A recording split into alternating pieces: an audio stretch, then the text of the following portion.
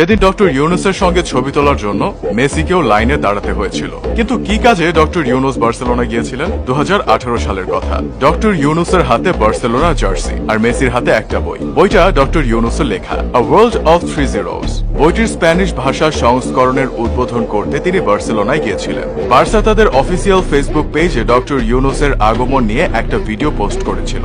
Doctor Yunus সেদিন বলেছিলেন, বাংলাদেশের লাখো কোটি তরুণ বার্সাকে পছন্দ করে, আমি তাদের মুখপাত্র হয়েই এখানে এসেছি। ডক্টর ইউনুস সেদিন শুধু মেসি না, জেরার্ড পিকে সহ বার্সেলোনার বাকি ফুটবলারদের সাথেও ছবি তুলেছিলেন। তার আগে কথা বলেছেন বার্সা কোচ আর্নেস্তো ভালভার্দে, সহসভাপতি জর্ডি মেসরের সঙ্গে। ডক্টর ইউনুস সামাজিক ব্যবসায় খেলাধুলার প্রভাবকে কাজে লাগানোর জন্য অনেক দূর এগিয়ে গেছেন। এজন্য তিনি তৈরি করেছেন ইউনুস স্পোর্টস হাব, যার মাধ্যমে খেলাধুলাকে সামাজিকীকরণে কাজ করা হচ্ছে। ডক্টর ইউনুস সামাজিক ব্যবসার ভিত্তিতে সমাজ পরিবর্তনের জন্য ক্রীড়া জগতের বিশাল শক্তিকেও কাজে লাগাতে চান।